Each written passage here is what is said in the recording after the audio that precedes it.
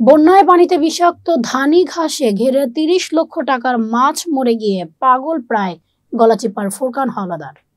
সরকারের কাছে আর্থিক সহযোগিতা চেয়ে আকুল আবেদন। পটুয়াখালী থেকে শিকদার মাহবুবের পাঠানো প্রতিবেদনে থাকছে বিস্তারিত। দীর্ঘদিন পরিশ্রম করে লাভের আশা নিয়ে মাছ চাষ করে গলাচিপার দীপাঞ্চল চর বিশ্বাসের ফুরকান হাওলাদার।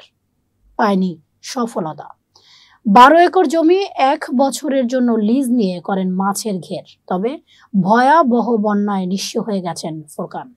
বন্যায় ঘেরের ৩০ লক্ষ টাকার মাছ মরে গিয়ে তিনি এখন পাগল প্রায়।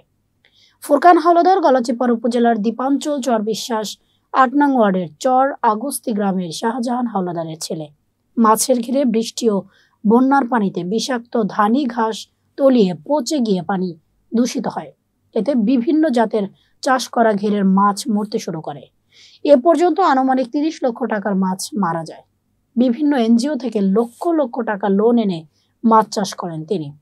বর্তমানে তিনি শেষ সম্বলটুকু হারিয়ে দিশেহারা হয়ে পড়ে। সরকারের কাছে আর্থিক সহযোগিতা চেয়ে কান্নায় ভেঙে পড়েন চাষি ফুরকান।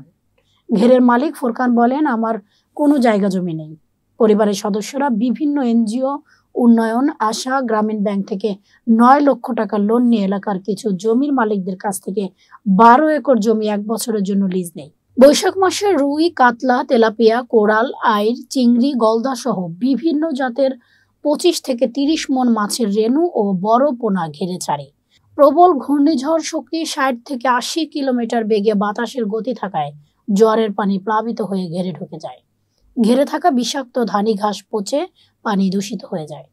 ৩০ মে রাত্রে দেখি আমার ঘেরের বড় বড় মাছ পানির উপরে মরা অবস্থায় ভাসে। অবশেষে আমার ঘেরের সব মাছ মরে যায়। তাই আমি এখন দিশেহারা হয়ে প্রায় পাগল। আমি সরকারের কাছে আর্থিক সহযোগিতা চাই।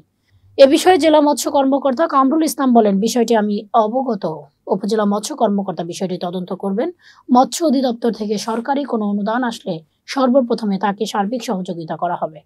মানসিকভাবে তাকে স্বচ্ছ করতে নতুন করে আবার মাছ চাষ করার জন্য তাকে সহযোগিতা করা হবে বলে আশ্বাস করেন তিনি।